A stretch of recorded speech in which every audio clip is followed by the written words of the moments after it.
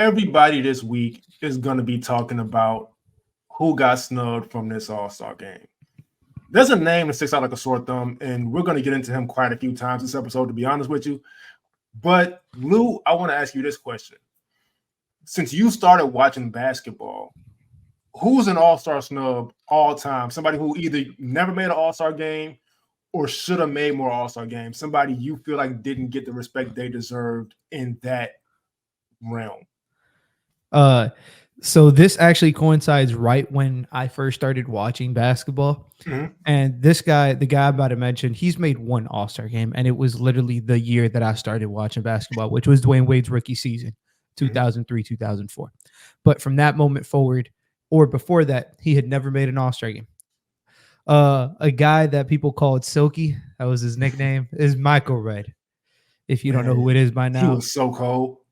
Cold, man. And vivid memories of me being a young kid and watching him hoop against Dwayne Wade, particularly, and just consistently, man, like giving him buckets, like not letting himself get outdueled. One of the just the coldest scorers in the league for an era of like 4 or 5 years of him just over 20 points. But particular season I want to talk about was the 2005-2006 season, where he put up 25, 4, and 3. Keep in mind, I know we get I'm very big into efficiency. The further back you go, the less efficient players were. That's just statistically true. But 45% from the field, 39.5 from 3, 87.7 from the line. That for that era was damn near 50, 40, 90 today. Like, and this is at a 2-guard position. He was 6'6", cold, can get to the rim, had a midi in his bag. He was shooting volume threes for this era, shooting 5 threes a game. That was not seen. That was not something that was common. Can get it in all types of way, all types of forms. It didn't matter. And he's somebody who's gone under the radar because, a lot of the shooting guard talk back then was obviously, Wade, Kobe, based and stuff like that. But he was consistently, in that third conversation, fourth conversation, if you include Manu. And it was just, he deserves more than one All-Star game. I was baffled he actually only had one. Yeah, he was. The thing I remember about Michael Redd at the time was he kind of filled the void Ray Allen left in Milwaukee. And I think Ray Allen, somebody people kind of forget how good he was because you kind of saw the later version when he was just a shooter. But Michael Redd kind of stepped in seamlessly, and Ray Allen was still hooping out in Seattle, but the Bucks didn't really have to rebuild too much. Obviously, they weren't contenders during those years, but they were a lot better than I remember people assumed they would be after trading Ray Allen. And that was Bogut's rookie year, and Bogut was selected with the first overall pick, and they went 40 and 42. Yeah. So a lot of that was due to Michael Redd. Like some of the players on the team, like he was basically the sole offensive engine for this team. And because a lot of the snubs throughout the history of the NBA, it's typically their teams aren't good enough. 40 and 42 should still be good enough, especially with the stats that he was putting up for that time. So I, had to give him some props for sure. Yeah. And so mine is a little more of an obvious one, I guess, to some people. And also don't love, we say snub, but I view snubs in a different way than most people do. And I'll get to that in a minute. But my pick is Monte Ellis. Reason being, he made 0 All-Star games. Now, the problem was, and the reason I don't really mind it is because the Western Conference was stacked in that era. So he had to compete with Ray Allen, not Ray Allen. Well, a couple years Ray Allen, actually. But he had to compete with Kobe Bryant. He had to compete with Tracy McGrady, like these top-tier, top-level shooting guards in the Western Conference. He just wasn't going to get in over them. So I understand it. But he was somebody who could give you 25 a game. He did that once. He did 24.6 a game one year. He'd give you 5 or 6 assists. And that We Believe team, the Warriors team, I believe a lot of people kind of forget not only he was on that team, but how much he contributed to that team. And a lot of people kind of forget Golden State didn't trade him because he wasn't that good of a player or couldn't fit with Steph. He was just kind of hating on Steph. You kind of have that. But he's somebody who gets forgotten about, man. And I feel like it's because he didn't make an all-star team. And it used to frustrate me because I was a little biased back then. He's somebody who, man, if you don't, he had a deal with And1. And a lot of people may not remember how much of an impact And1 had back then with Hot Sauce and all them, but he was on one of the either DVDs or I watched a lot of And1 stuff. So I remember them having like little specials on him and rooting for him a lot harder than most people would. But even still, just 25 a game, 24 a game, 5-6 assists, and just to never really even sniff an all-star game kind of sounds crazy until you remember who was in the conference with them. And so kind of transitioning from that to talk about snubs in general, I feel like is valid, but at the same time, I don't have too much of a problem with it because a lot of stuff, and if you follow me on social media or whatever, you kind of know a lot of my mentality as far as viewing the game is it kind of just is what it is. And we kind of just have to decide how we're going to view it from there. But a lot of things are just not going to change. And so the talk right now about snubs has been Trae Young, and understandably so. 27.3 points per game, 10.9 assists per game.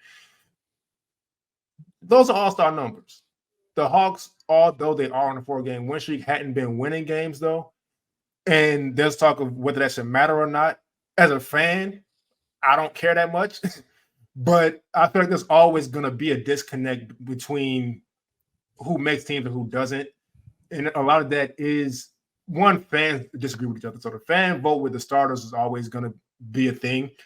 Like me personally, Dame Lillard has been very up and down this season. So if I voted for the All-Star game, which I didn't because I wouldn't even watch it this year if I didn't have this project to do.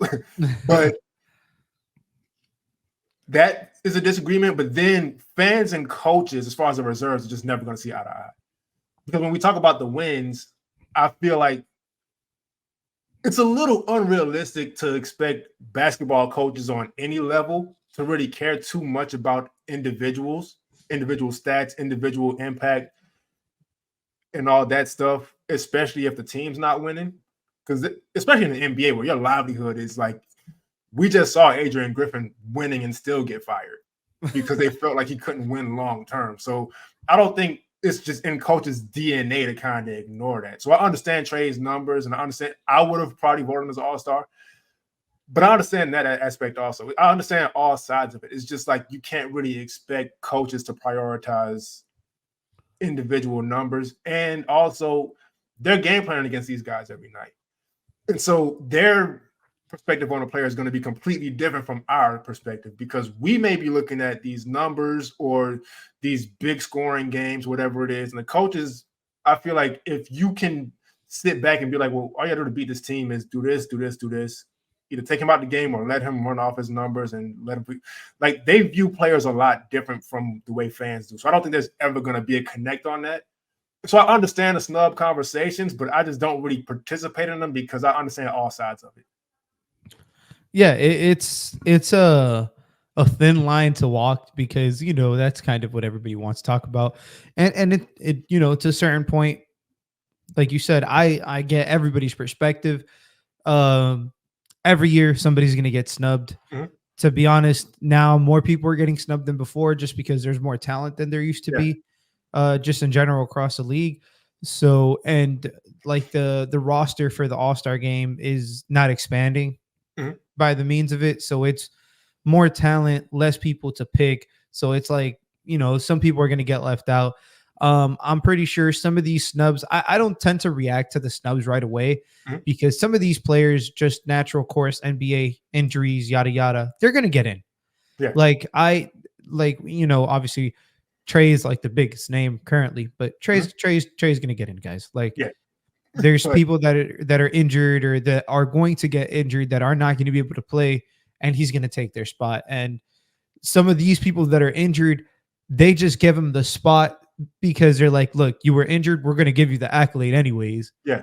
It's like a way of making that, that 12 roster, like 13, 14, 15, that's the way I view it. So that's why I don't really pay too much attention to it, but it's, it is what it is. And here's what I will say though. because I've been watching All-Star games since 2003, and there was kind of an issue with this back then also, but it wasn't as bad as it has been recent years. I don't want to see a single player complain about getting snubbed and then get in there for injury and still be out there on that layup line shit. That's been the biggest slap in the face to NBA fans over the past few years. Because these people are taking time to vote. They're taking time and I didn't this year because I got to a point where like we don't have to put you in these.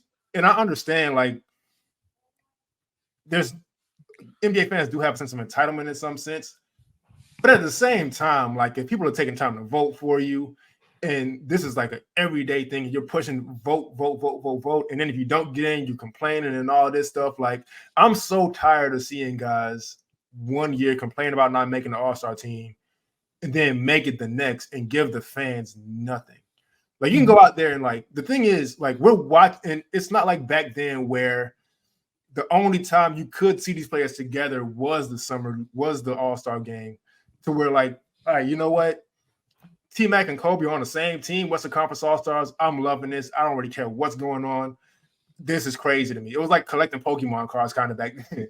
But now it's like we're seeing Drew League, we're seeing Miami Pro, we're seeing Rico Hines, we're seeing all these players play together anyway, and we're seeing these players give a lot more effort, even fully understanding they're just working on their games and they're doing stuff they don't typically do in NBA games. But we're seeing the effort, we're seeing the competitiveness, and then when it's time for us to vote on who plays, they're going out there and they're giving us nothing. And it's like, man, all right, well, you know what? Next year, don't say shit to me.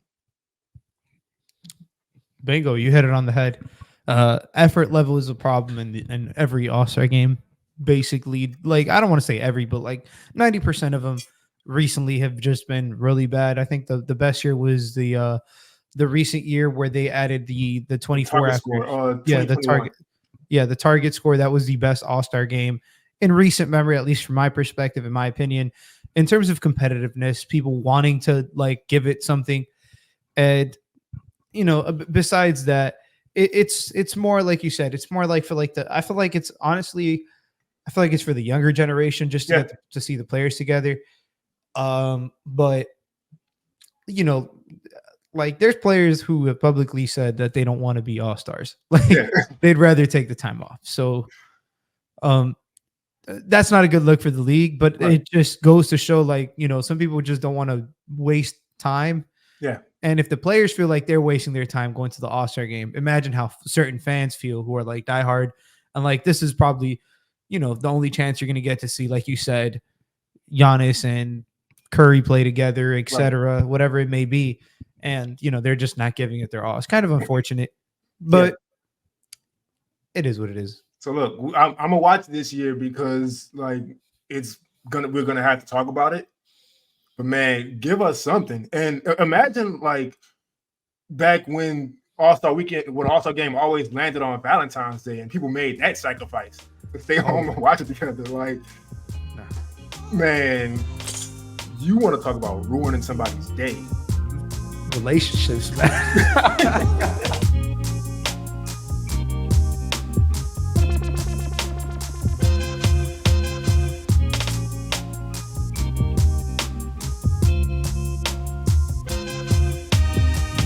Ladies and gentlemen, welcome to another episode of Playoff Foul.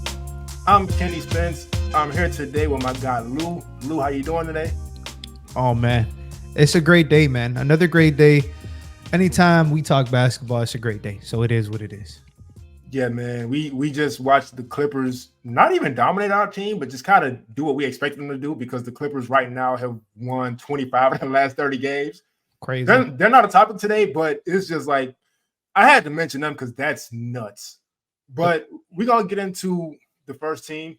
So the Atlanta Hawks right now are 22-27, but they're on a 4-game win streak.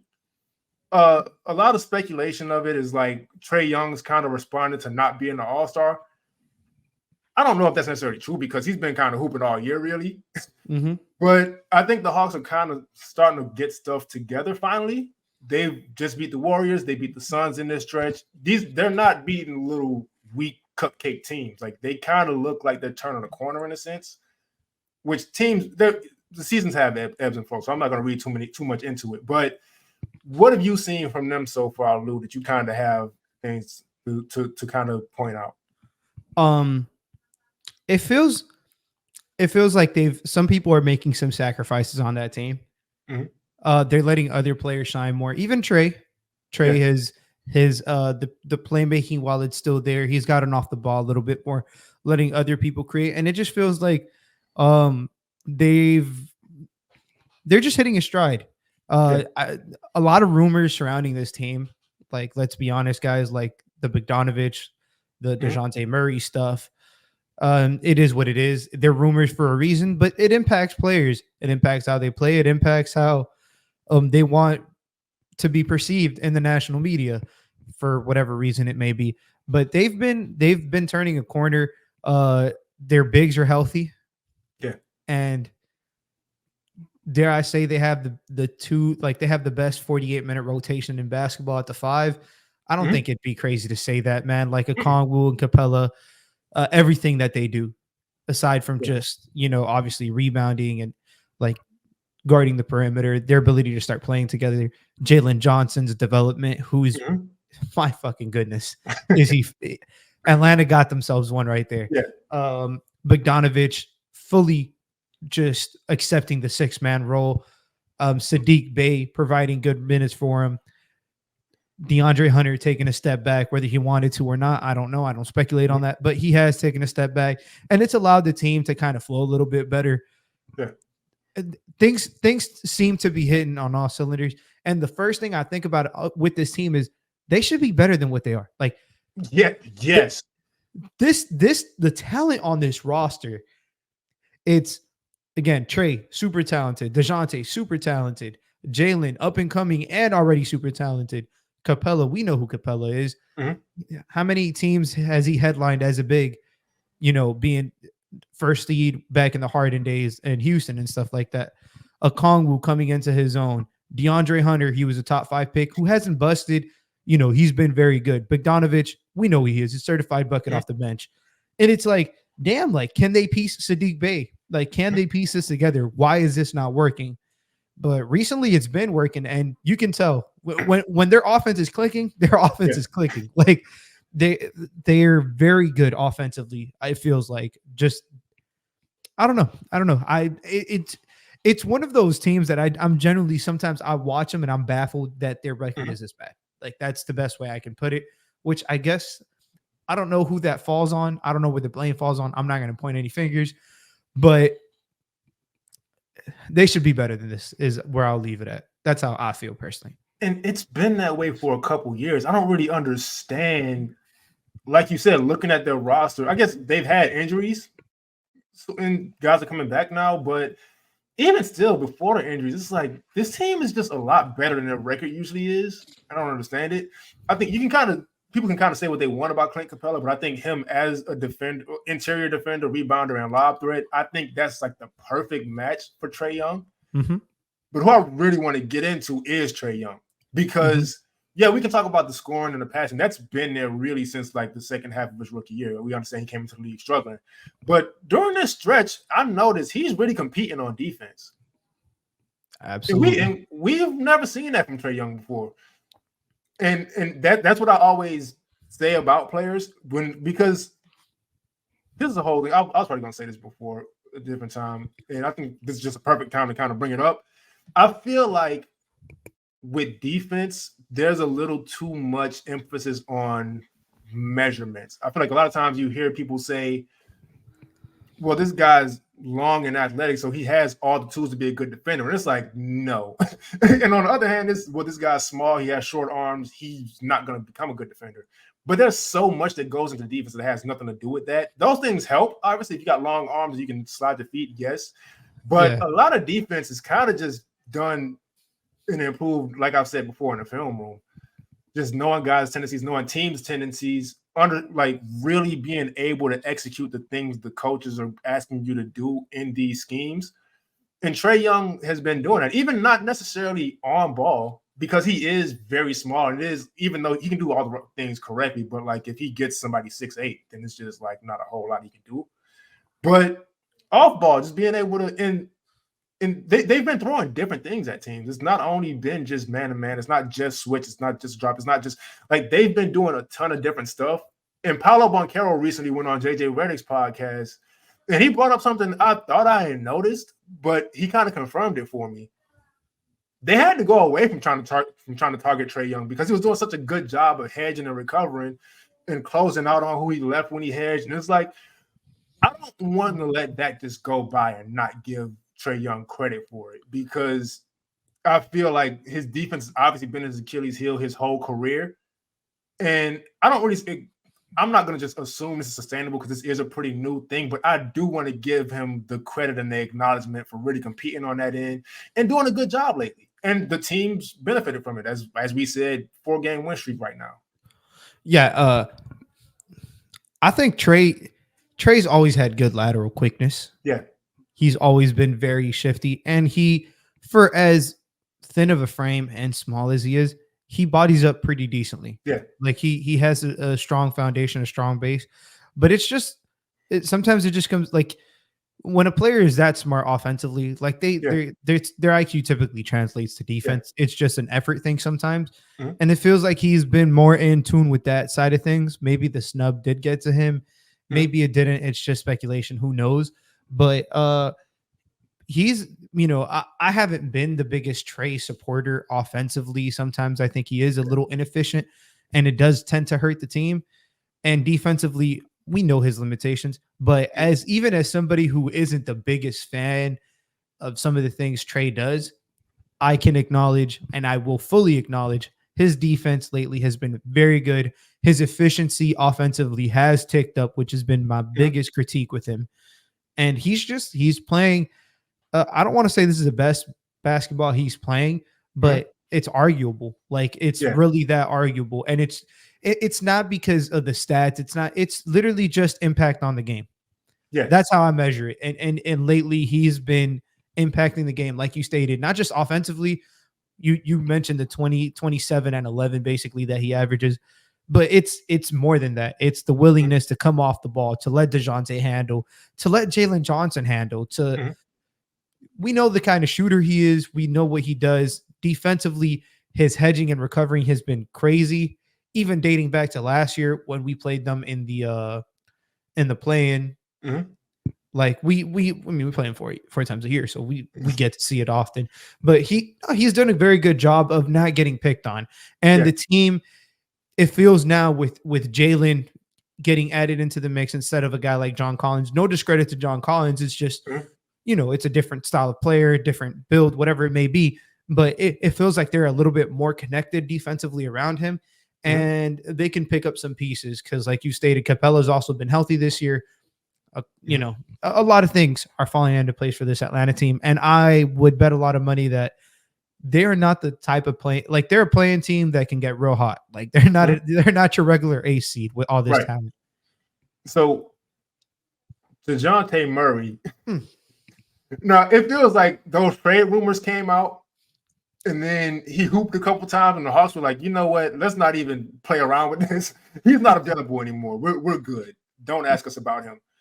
I didn't even pull up stats because he's a player I've watched in San Antonio, and I've never really cared about his stats because of all the stuff he does bring to the game. Now, his defense has sort of slipped over the years, but it's still pretty good. He rebounds. He's a good playmaker. The scoring, it's been something that's improved over the years. And right now in Atlanta, he seems like, they have Trae, but he can definitely be a go-to guy when they need him to be. And as we saw when Trae Young was out, look, he's fully capable of that. He is one of the most interesting case studies in basketball because sometimes he's not the most efficient guy. And sometimes he doesn't really get all the way to the rim. He kind of does operate in that mid-range area. So that is a dangerous area in terms of like team success, as we were talking about off air with, just certain players and stuff like that. But sometimes you can't describe when the player has the it factor. Yeah.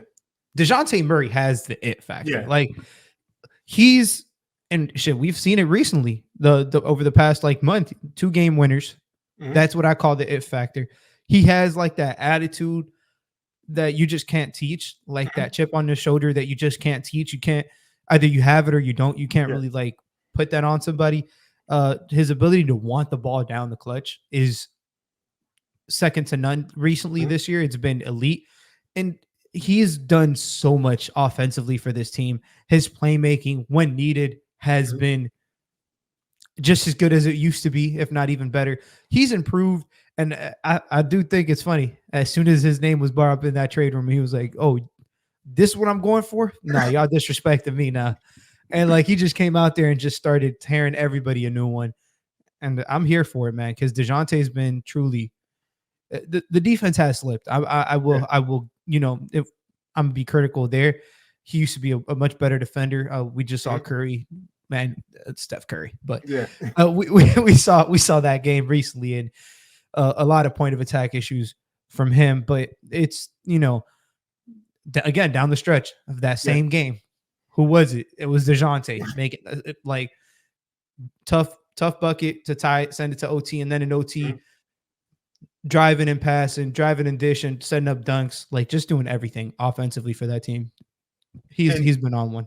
And he's been crucial to their recent success also, because I feel like before he got there, teams kind of figured out, like, even though Trae is incredible with scoring and passing, you could still kind of, if you slow Trae down, the other guys just couldn't do enough to make up for it, regardless of how well Trae was setting them up. So now, if you try that, you can just give DeJounte the ball, and now him and Trae switch roles, and the Hawks have finally figured out how to use both of them, whether together or staggering them. We have one on the bench, one in a lineup. So I feel like DeJounte Murray deserves credit for that also, because coming to the league, he was just a defender. He wasn't that guy. For sure. So I'm gonna always give guys credit for really developing their game that much, to the point where he came in just defending and not really even playing in San Antonio, to now he's like I said, if Trae Young's not there, he's the guy. And I don't know how many games that team wins, but being capable of being the guy is just not an easy thing to develop yourself into. Yeah, his development from being a defender only to basically like a playmaking defender, to then being, you know, starting to score, to now being, you know, starting to score inside the arc, now developing a 3-pointer, now being a secondary ball handler, now not just creating when it's his chance, but catching and going, like, you know, just off the catch, adding that to his game as more of a spot up guy. He deserves a lot of credit, because he's made this transition, at least offensively, a lot smoother than what a lot of us, including myself, anticipated. 100%. And credit to Trae too for you know, getting to fit in. But a lot of it has honestly been DeJounte. Like, let's be honest. And so I'm gonna ask you this, right? Because this is a player who caught my attention. Really, I'm gonna be completely honest. Earlier this season, what did you think of Jalen Johnson coming into the NBA? Because it sounds like you were pretty high on him. I love Jalen Johnson, man. Like, I got this thing for people who are 6'8" to 6'10", who can dribble, pass, shoot, defend. That's all I ask for. It doesn't matter if you do any of those at an elite level, as long as you can do all of them at somewhat a decent to above average level. And that was literally Jalen Johnson coming out, like, to a T. Like, it was, I just truly, and I'm so glad, you know, there's you know, sometimes less is more, like less players is more. And in his case, once John Collins left that team, it gave him the freedom, and he's added so much to this team in terms of, talk about secondary playmaking. Man. Now they've added, now they're not just a pick and roll team.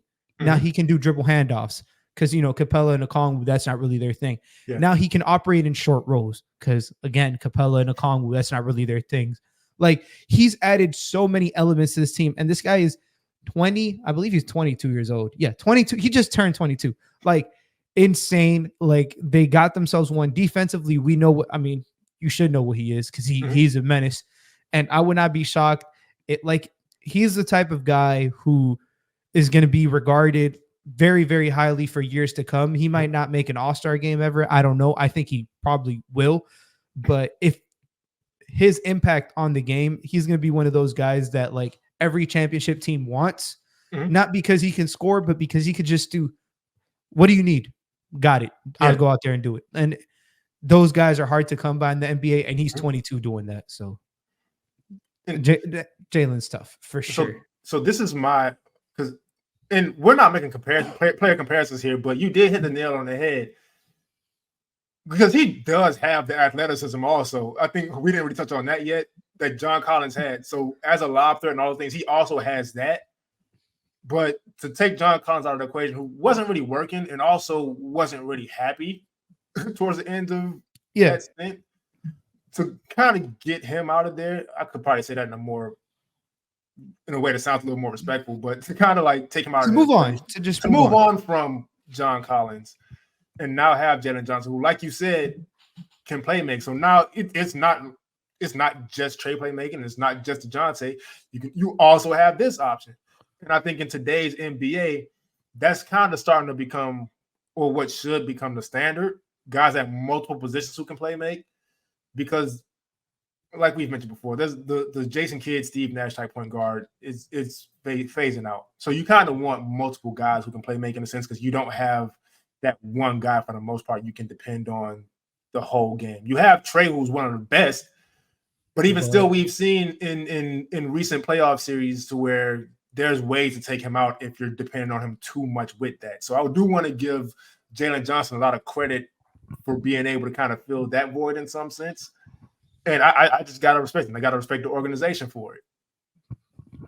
Yeah, he should be a finalist for most improved, because even I liked him. I didn't think he was going to be this damn good this year. Yeah. Like what he's done to step in and just absolutely like the teams. I mean, the team fell apart when he got hurt. Like, I'm going to be very honest.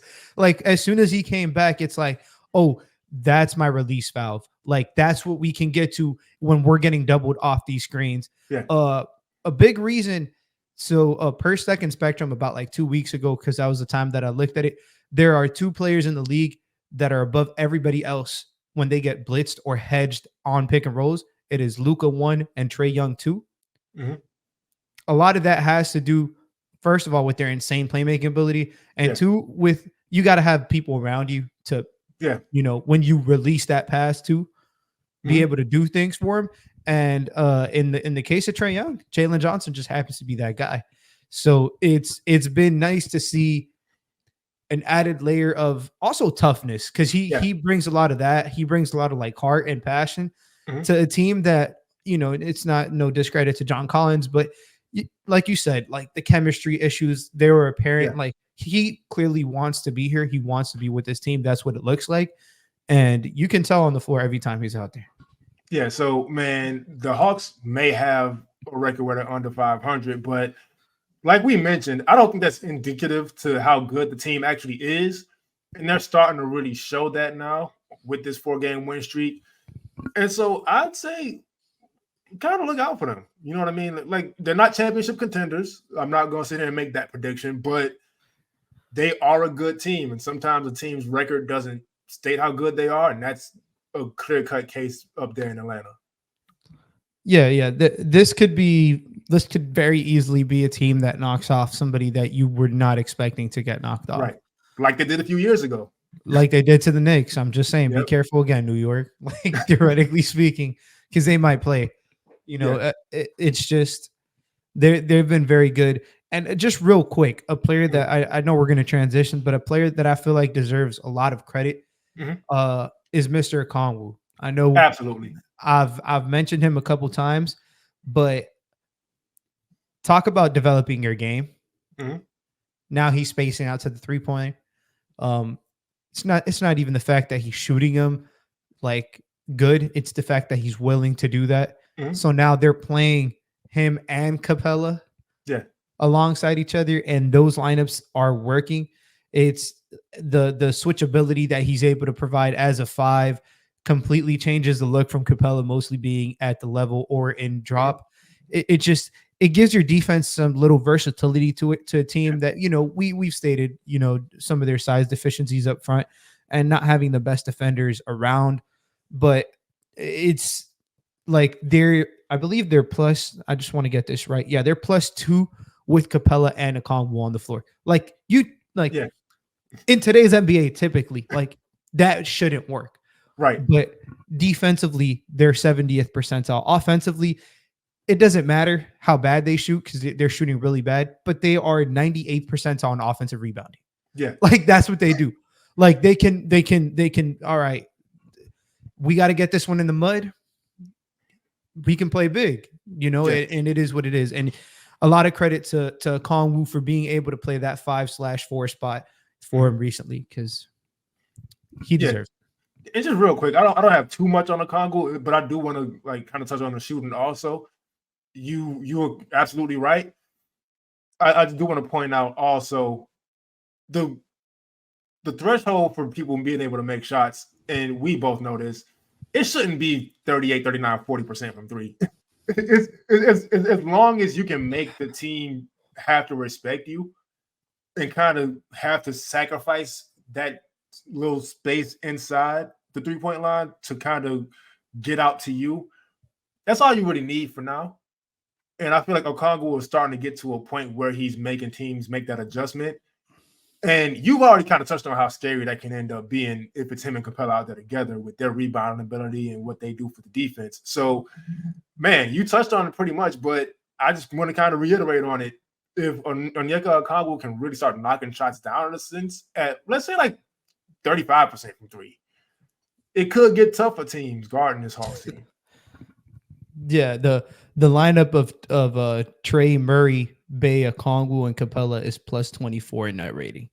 I completely understand it because that's a lot of defense. It's a lot of defense. Yeah, 93 points per 100%. Like they're just killing people, and their offensive rebounding percentage is 50% with that team. That's insane. like there's different ways. I forget the saying. I apologize. It's to skin a cat. I just don't like there how you it go. sounds. It's Like a weird saying. I was gonna say peel an apple or peel an orange. Anyways.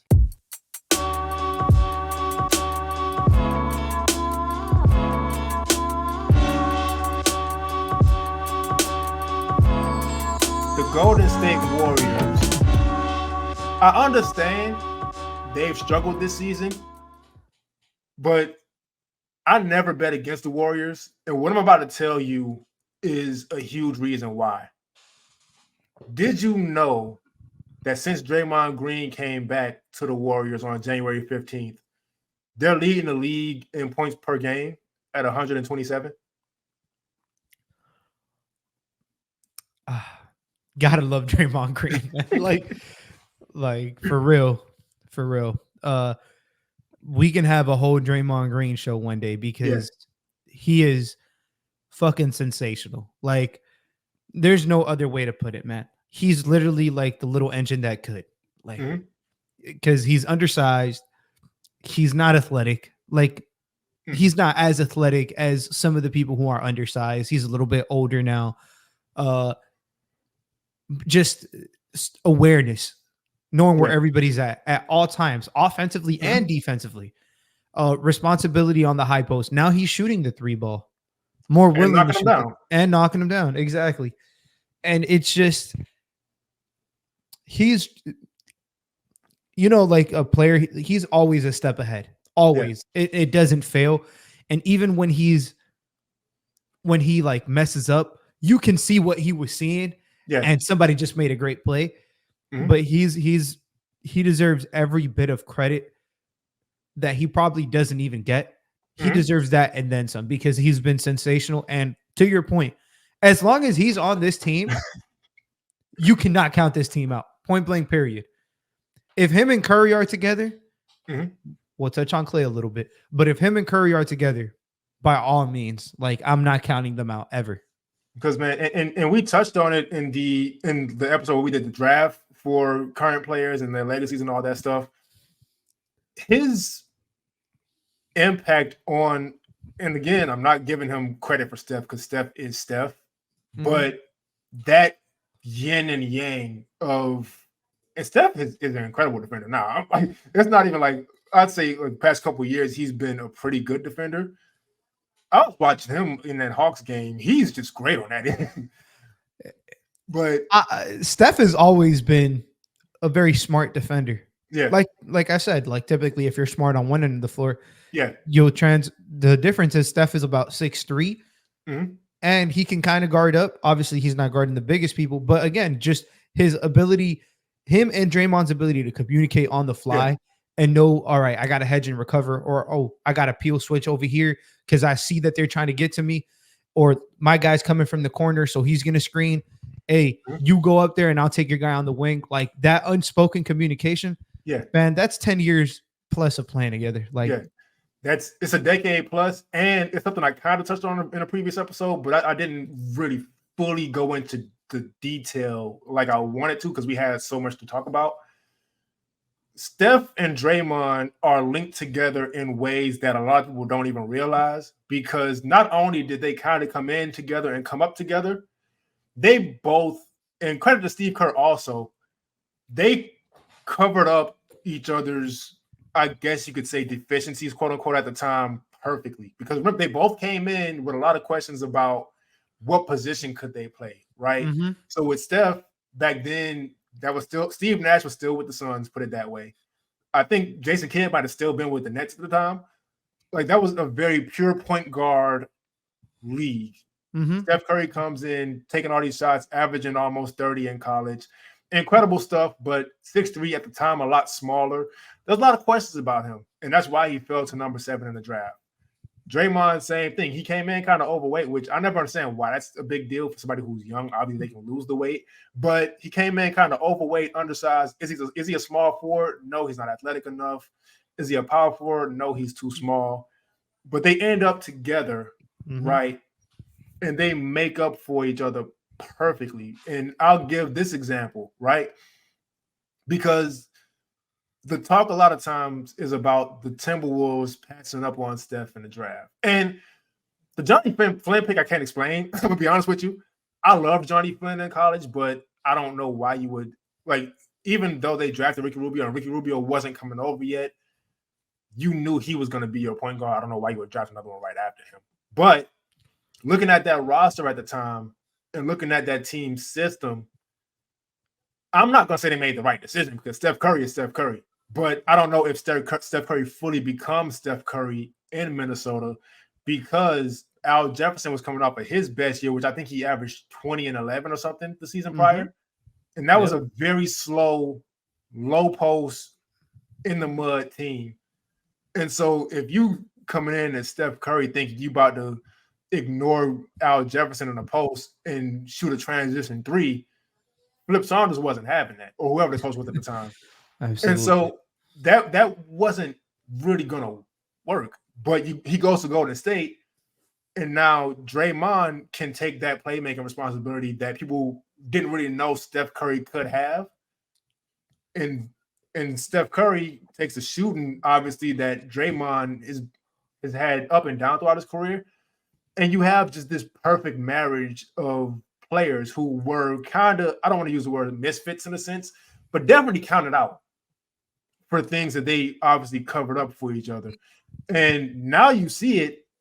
Steph Curry just had 60, and a lot of it is off ball, but Steph Curry is probably a lot more dangerous off ball than he is on ball. And that's pretty crazy to think about because of how good he is on ball.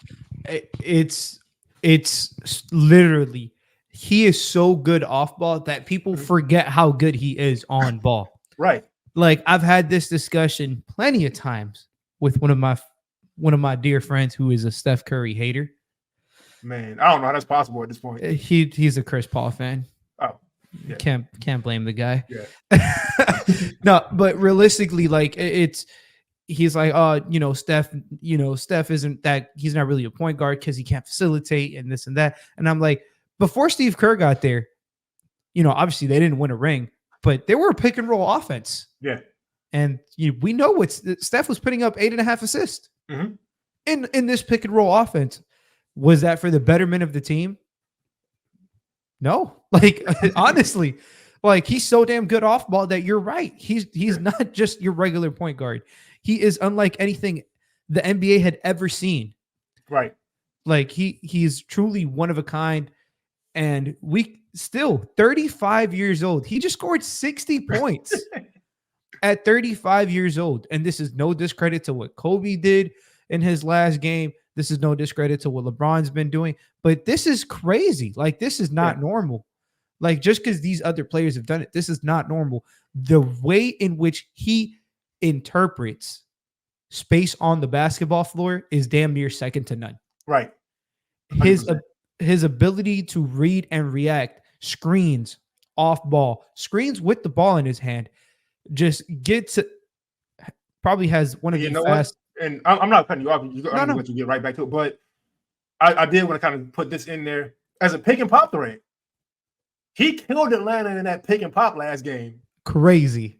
But yeah, you can go ahead and no. To your point, like his ability to just completely understand what space is on the floor and how he can exploit that space.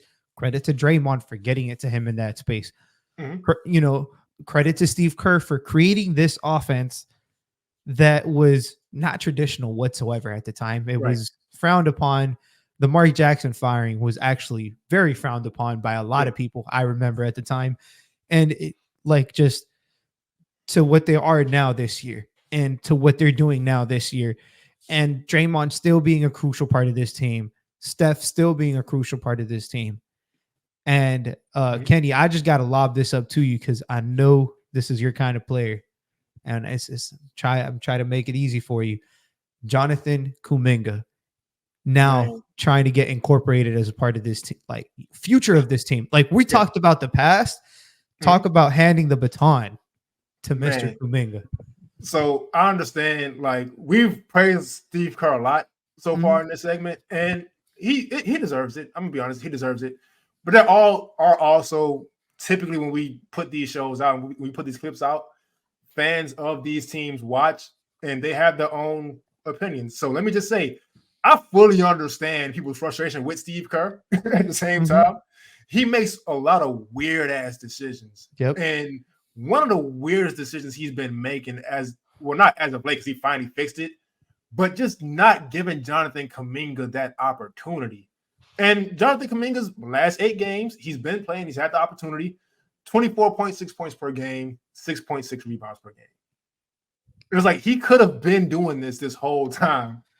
And the Warriors right now are 21-25. I'm not going to put too much stock into that because, once again, Draymond's missed a bunch of time. We know how much he means to this team's winning and losing.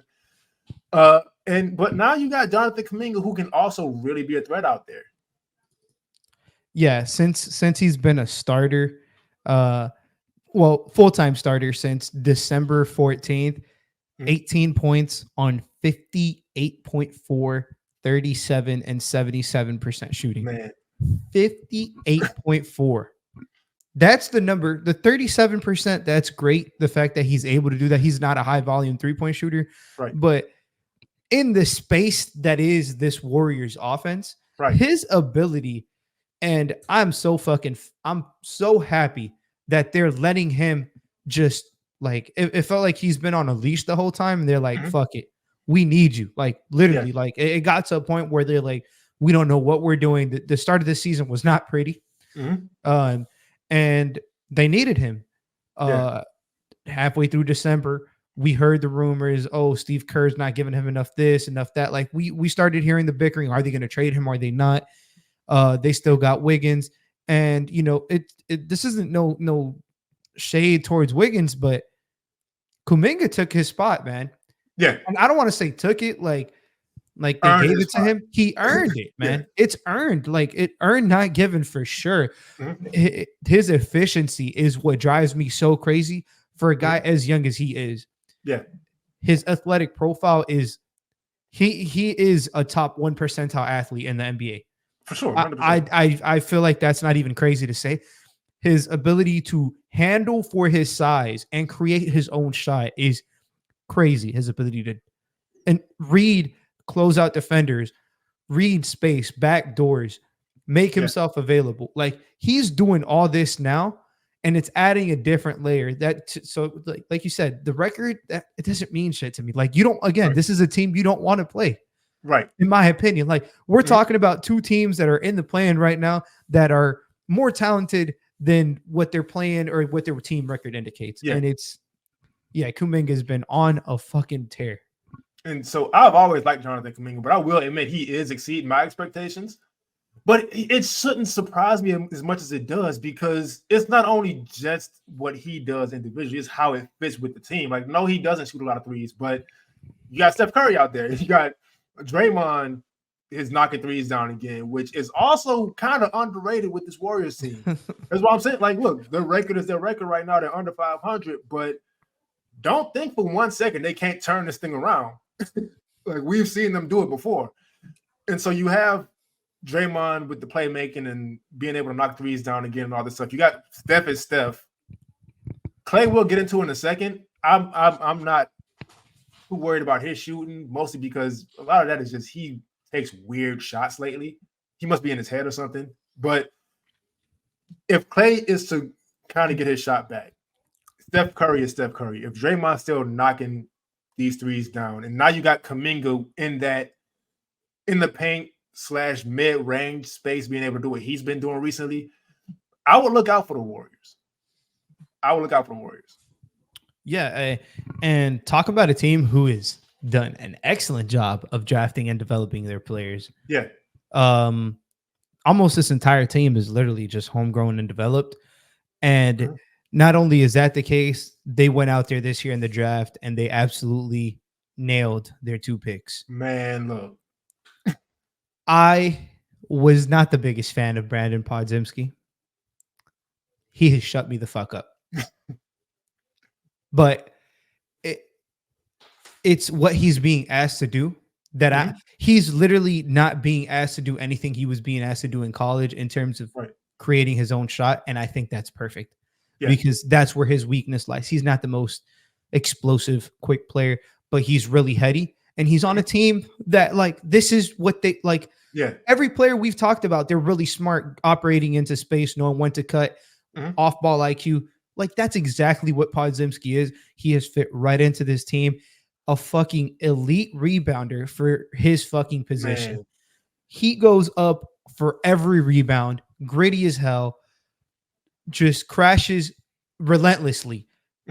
Even if he can't get it, he's like, the big's not getting it either. Like, he'll just tip it out, try to tip it to his teammates. And playmaking, I mean, that was one of his pros for sure. But playmaking, my goodness, can he pass the ball? He had like 14 assists the other night. Yeah, and 11 rebounds the game after. Like, just putting your fingerprints on the game in whatever way possible. That is definitely a steal, considering they got him with the 19th pick in the draft this year. For sure, a fucking steal. I know that I know for a fact that the Heat were into him. Like, they really liked him. And he worked out with the Heat. I had somebody tell me that his workout went really good. Just Jaime was on a different tier during his workout, but Podziemski has been cooking, and I got it, bro. Trace Jackson Davis. He's been what they needed. Oh my goodness. Talk about a playmaking 5 who has bounce. Yeah. Like, in Indiana, that was literally what he was. He was, I think he played 3 or 4 years at Indiana. Just got to a point where college was too fucking easy for him. Like, literally, like, I saw this man completely dismantle teams his whole last year at Indiana. And now he's on a team where he's not being asked to be the sole scorer, but he does what he has to do, and they take advantage of it due to the space. Really good defender. Crazy lob threat. Like, that's not even like it. The dunk he had. I can't remember now who he dunked on against the Hawks. My goodness, bro. I literally, I think it was Capella. My jaw dropped. I was like, holy fucking shit. Like, there's no way he got up there. But his ability to be something else in the realm, nobody's going to be Draymond. Like, that's not going to happen. But him to kind of provide something in that realm, something different than what Looney gives them, some youth and some quickness to it. He's also been a plus, considering they got him with like the second to last pick in the draft. For sure, they had on that. But remember, and the Warriors, I got to give that organization credit. They know their identity, and they, first of all, Brandon Podziemski, you kind of touched on everything, so I don't have to bring up much aside from. He's just a player you would hate to play against, and that's been what the Warriors have kind of built themselves on this whole time. When you talk about Steph, first of all, on ball, and then also off ball being like Rip Hamilton. Just, you got to constantly chase him around. You got Draymond being able to guard 1 through 5. You don't want to play against him. And now you bring in Brandon Podziemski, who is, I don't even know his height, probably 6'3", rebounding like he's 6'11", 7 feet. They had him listed as 6'5" or 6'4" in college. Yeah, but I'm not buying that. he's maybe with the he has like a little like the little curly. I'm not buying that height. He's shorter than that. But just they've been able to maximize like guys to the point where you can't necessarily call them plug and play because they're more than that in a sense.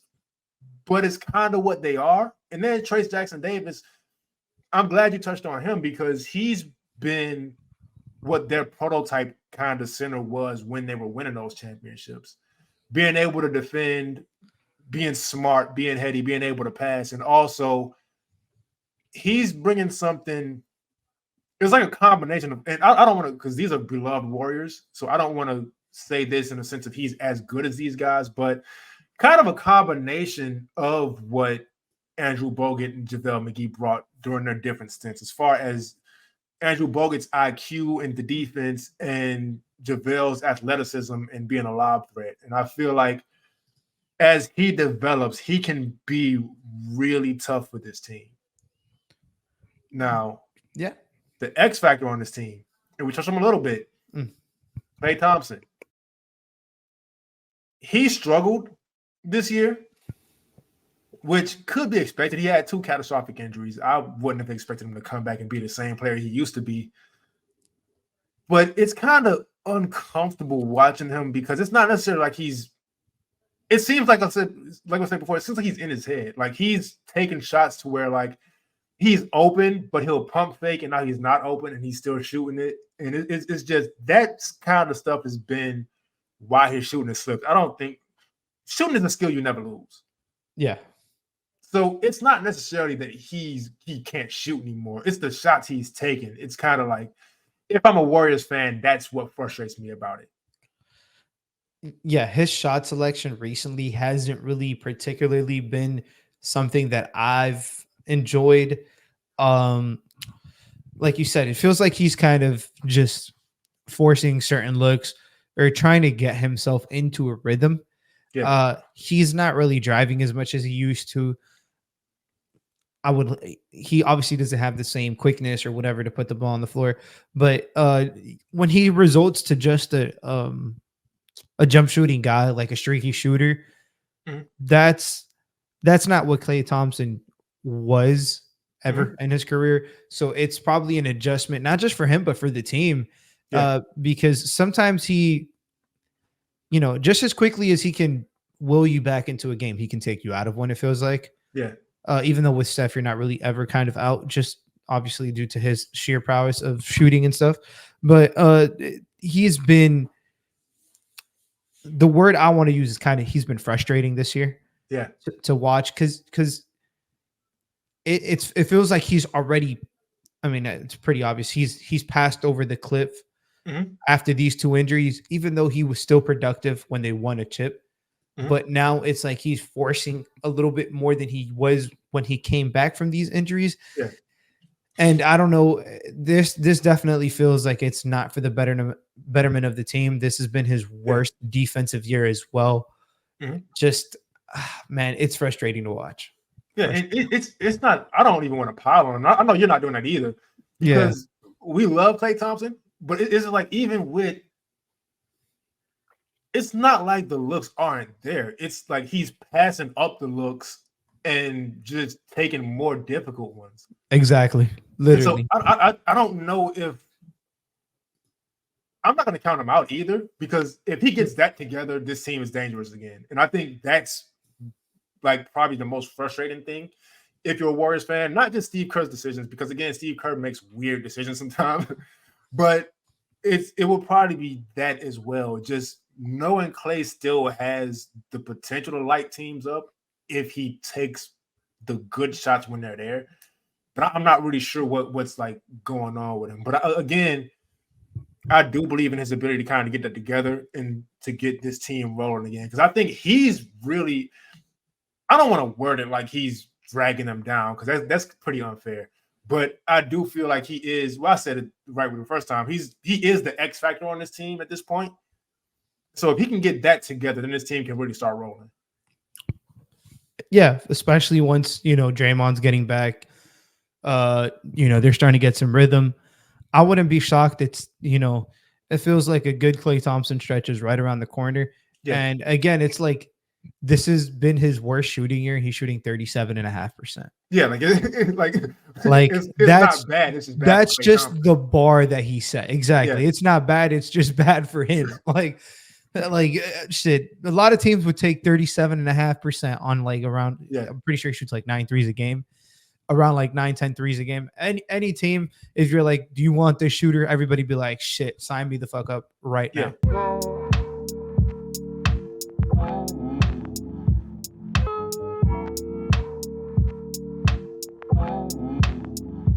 The last thing I want to get into, you brought up something very interesting off air last week, and we decided to get to kind of bring it up now. You said, I believe Brian Windhorst said the NBA is looking into rules to kind of help the defense out a little more. And for me, somebody who loves defense, I'm like, thank God. Because, man, they've tried stuff in recent years, and it's either not worked or they've gone away from it. Like when we saw the last Olympics, and we're seeing players go out and kind of humiliate us. I'm gonna use that word because I was a little embarrassed. For sure. Just going out there trying to bait for fouls and all this stuff to try to fool the refs. And it's just like, nah, we don't do that over here. We're not calling that. The NBA decided to implement it. And then a month later, they're calling those fouls again. It's like, man, come on now. I think it's super fucking interesting because it feels like, there was a moment in time where the NBA wanted it to be an offensive league.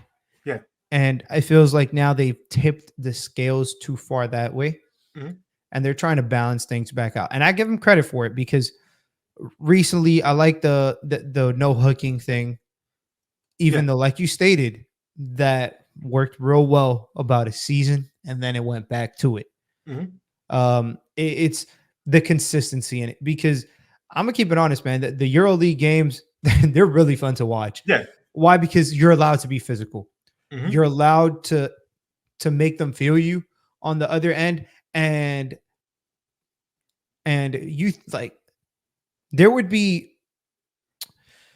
I'm trying to be careful with how I word this. So like the general team construction would be so much different. Like it would be so different if certain rules were just a little bit more in favor of defense, whether that was being more physical or maybe I don't want to say hand checking, but like something of that nature. Mm-hmm.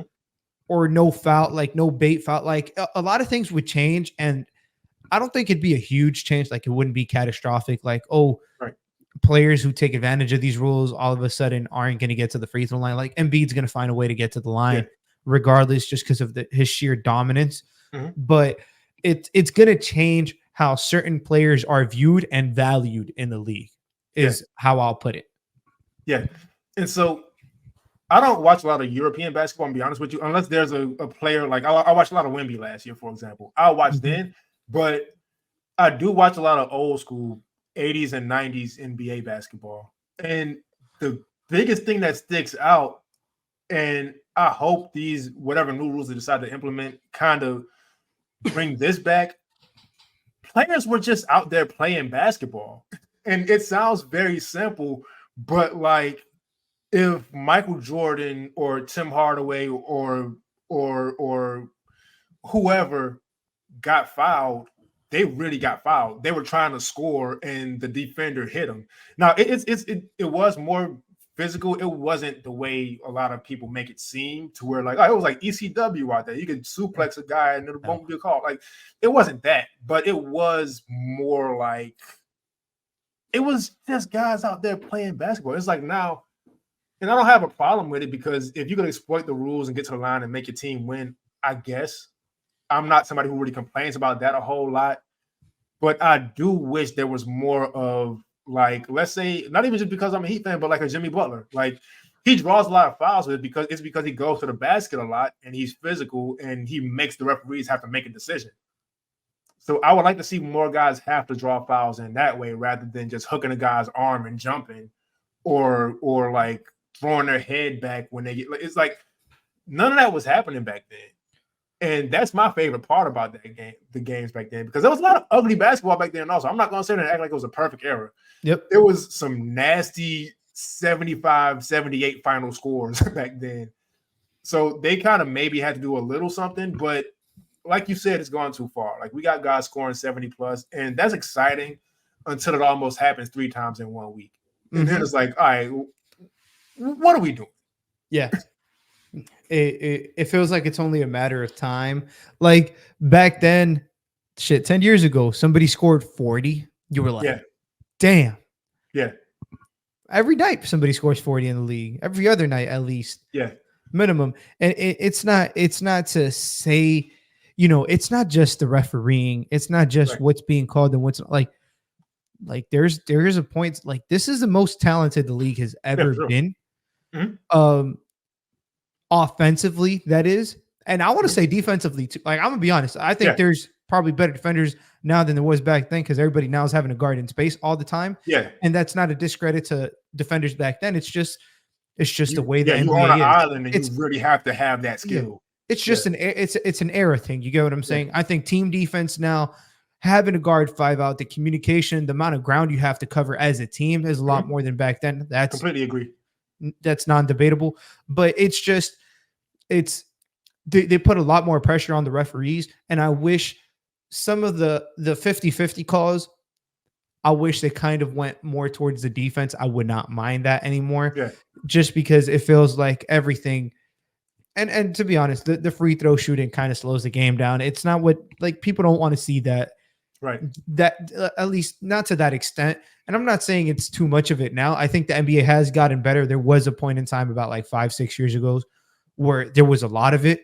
It's kind of digressed a bit, but I would just like to see the verticality rule be more consistent, because there's a lot of times where I feel like people are jumping straight up, but depends on the player who's they're jumping straight up against. They're going to get a foul. Even Jimmy gets some of those. I'm not even going to lie.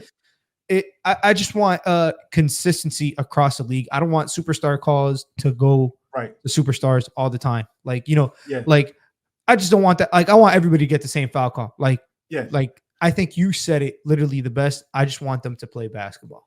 Yeah.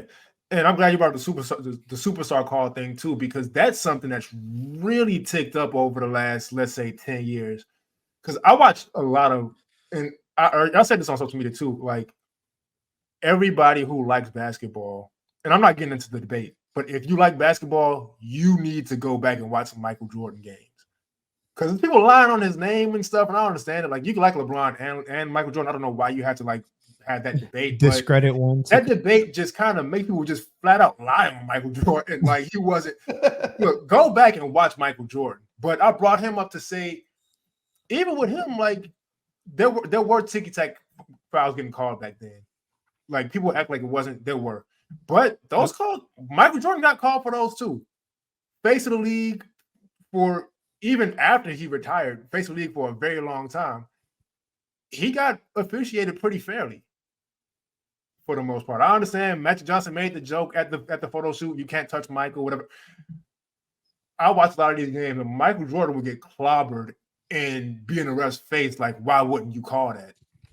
And I'm not saying guys should, like, if you get fouled, it should get called. But the favoritism now with superstars, and like the other night when during Steph's 60-point game, Trae Young tried to take a charge, and it was clearly a block, but it was on a G League player. He's Trae Young, called it a charge. it's like you can't lie to our faces with this either. Like, They even challenged it, man. yeah, they And they challenged it, reviewed it, and still they called it a charge. And it's Jesus. like, there's no point in that. Just let these guys play basketball. The superstars are gonna stand out. You don't have to help them out any more than they're already helped out. It shouldn't be an agenda. Right. Like you don't have to spend a whole summer saying we're gonna find players for flopping. And all due respect to him because he tore his meniscus, but you know we can see Joel Embiid out there, right? Like, don't reward that. He's gonna get his points because he's Joel Embiid. He's the most dominant player in the NBA. Don't have him shooting 20 free throws because he's throwing himself around. Just Exactly. And it's no discredit to Embiid because right. I don't think he needs to do that to get his fucking points just because he's so Right. damn fucking good. It's just unfortunate resorting to that. Yeah. And then again, when this is the biggest thing, in my opinion, in the playoffs, those 50-50 calls aren't 50-50 no more. They tend to go to the defense. Right, exactly. So when these players get accustomed to those calls and then in the playoffs they don't get them, all of a sudden, what's happening? It happened to Harden for a couple years. It's happened to Embiid. And it's not. We just want that shit to get officiated the same throughout the entire course of the year. Why? Because when players get in the playoffs and they're expecting these calls and they're not getting them, it throws off the entire fucking offense. And I'm not making an excuse for Philly not doing anything. I'm not making an excuse for James Harden not doing anything when he was in his time over there. But it's fact. Like, I can't be accustoming you to, look, every day you're going to get this, this, and this. And then in the playoffs, oh, nah, you're only going to get that sometimes. But you know what? That's an amazing point you make, because when you look at the players who get viewed as guys who shrink in the playoffs, like a James Harden, like a Joel Embiid, it is those players who rely on those calls throughout the regular season. And they don't come, and now they got to readjust their games this late. And now they have these bad games because they're going for these calls and like they're jumping into people and flinging the ball up and there's no whistle. Now the percentages go down, and you may not watch the whole game, look at the box score, and you see they shot 6 for 21. And it's like, this guy's trash. Look at him. He's scared of the moment, whatever it is. But it's like, he's playing his game. It's just officiated the correct way now. And so don't even set that tone in the regular season. Just let him figure it out. Because these are great players. James Harden is a great player. Joel Embiid is a great player. Let them figure it out in the regular season. And now they go into the playoffs and they know they can play the way they've been playing and the way they've adjusted to playing. And now we get better basketball. Yeah. And it's not just the officiating from that aspect. It's the I think like an unspoken rule that I think needs to change. I want players to be more chippy. Like, I want like the refs to not let the, like, I don't want nobody to fight, man, but like let them talk a little shit. Like, like, and maybe I'm the only motherfucker who feels this way, but I genuinely enjoyed basketball when there was rivalries. It feels like we've gone so far away from that. Everybody's buddy. Man, fuck that shit. Like, honestly, like I don't go to the park. Like, even like when I go to the park, I'm not going there to make friends. Like, I'm trying to hoop. Like, I want to, even if it's against my friends, I'm trying to, I'm like, generally, like, I don't like them when I'm playing against them. And it is what it is. Like, we need some more of that edge to him. That's why I respect what Draymond does. Sometimes he does take it too far, but he never can you say like, oh yeah, that's his friend, so he ain't going, never that. If anything, it's the complete opposite. It's like, oh, that's his buddy. He's trying to lock that shit up. But the thing I will say, I think that's on the officials, because for sure. Because I think that's 100%, because you don't want to get a tech. Like, guys compete the hardest against their friends, really. Because think about like those old Knicks Heat rivalries. Patrick Ewing and Alonzo Mourning are best friends. He donated him his kidney, man. Like, come on, he saved his life. They are best friends, but when they got on the court, they were allowed to compete. Hate each now, other. Like, man, you dunk on a guy and look at him, you get a tech. And that's what I'm saying. Like, bring some of that edge to the basketball back. And, some teams have it, some players still have it, but it's like it's almost frowned upon. Yeah. Instead of embellished. When back then, literally, it was always embellished. Like, people love that Zoe talk shit. People Mhm. love that UD talk shit. People love that Meta World Peace was a fucking, Psychopath. Run our test was a psychopath. Like Michael Jordan wasn't the nicest guy either. Right. Kobe would talk shit. Wade would talk like LeBron was really the first one who was kind of quiet. Mhm.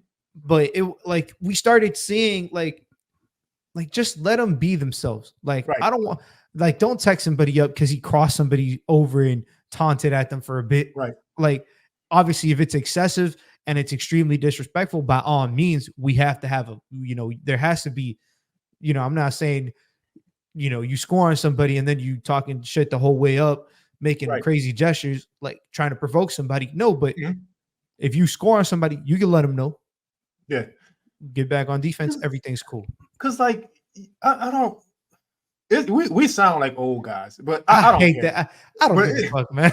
yeah, but like it is like because you can't tell a guy he can't guard you, but you can hit a three and do a bow and arrow into the crowd. Like just let guys compete. And I understand, like I said before, I'm putting it 100% on the officials. I'm not putting it on the players, but players get all the blame for being too friendly. But understand, like if I played AAU with a guy since I was 12 years old and we were roommates in Vegas and all this stuff, I don't hate him.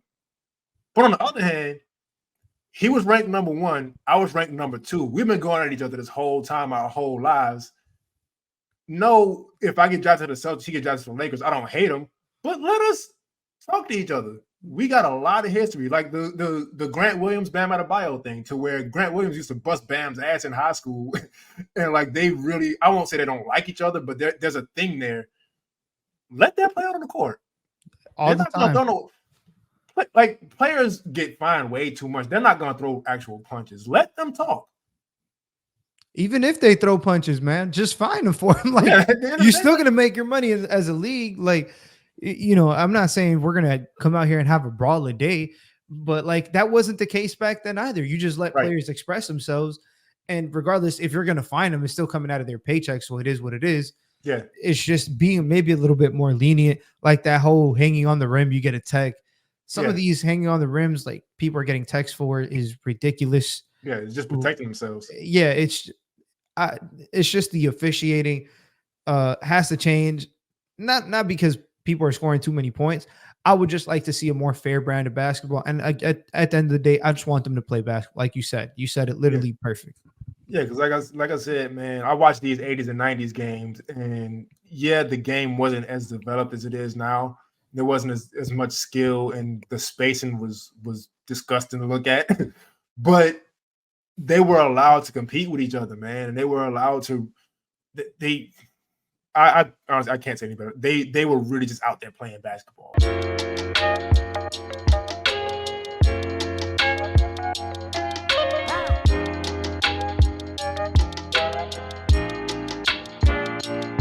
But speaking of being able to compete and physicality and excitement, there's been this thing really since last season to where there are people who want to ban charges. And I feel like that's the worst thing you could possibly do. I understand guys are getting injured, right?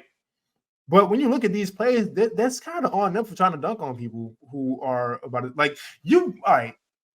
So these players, it's like Giannis got injured, Anthony Edwards got injured, Joel Embiid got injured.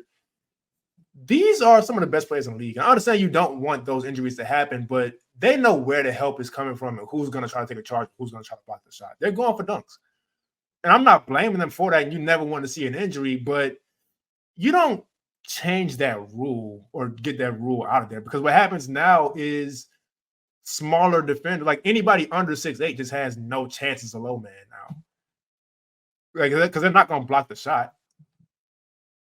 And so like I just don't see that as the solution.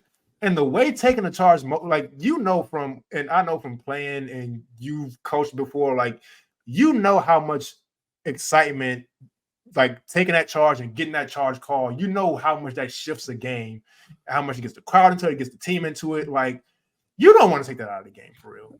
No, and it adds a layer to the players that can play in the league. And it's not to say like if you're the best at taking charges and don't do anything else, you're not going to play, but it gives you a layer defensively to scheme, you know, all right, this player, every time he goes left, you know, force him left baseline, he's not good at stopping in time.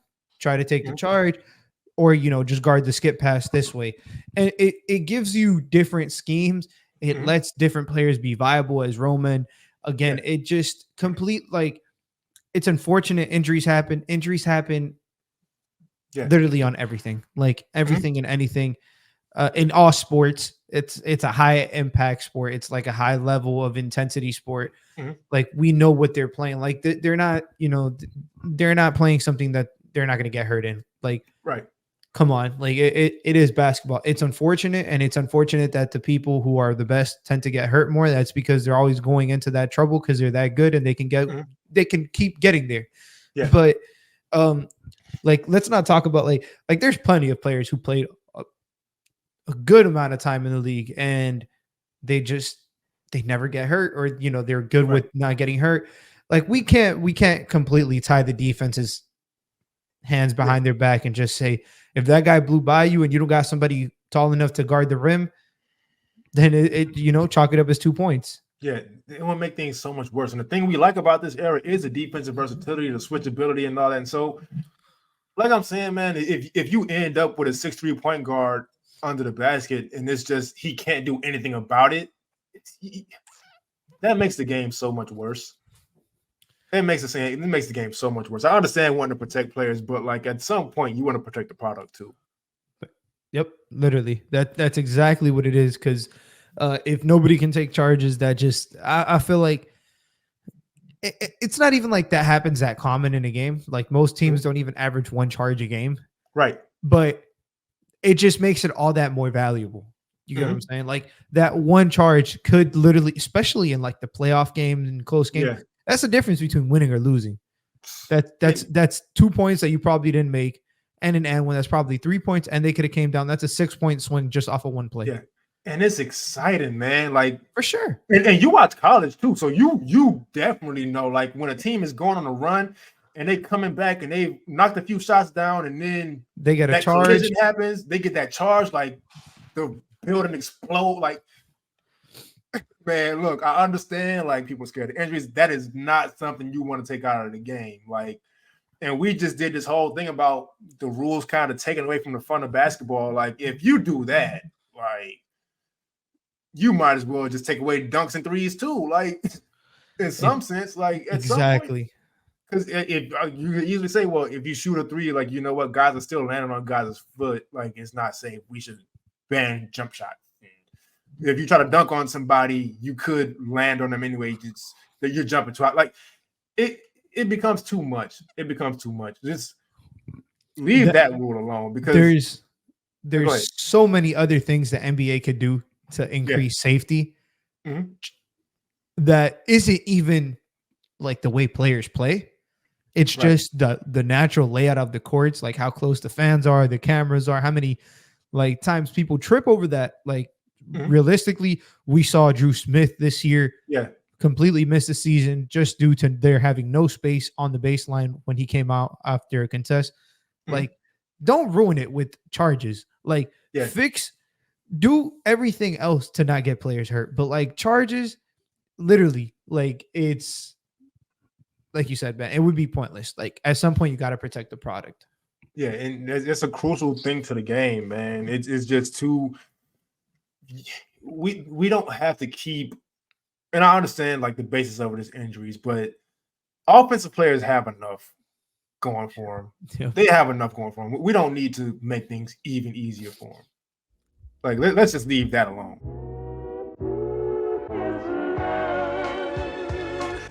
Thanks for tuning in to another episode of Playoff File. I'm Kenny. You can follow me, Kenny Spence NBA, on my social media. I don't care about that, though. Follow Playoff File, subscribe, rate, comment, all that stuff. Lou, give me your stuff real quick. At Saucy Takes, no spaces with the Z at the end. TikTok, Twitter, Instagram, but really just Twitter. But most importantly, subscribe, Tell your favorite cousin, tell your least favorite cousin about Playoff Foul.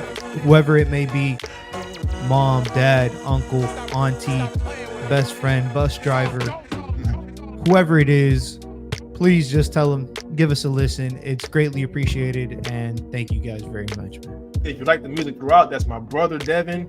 His social media is BlackGlowMusic. Subscribe to him, follow him, all that stuff, and we'll see y'all next time.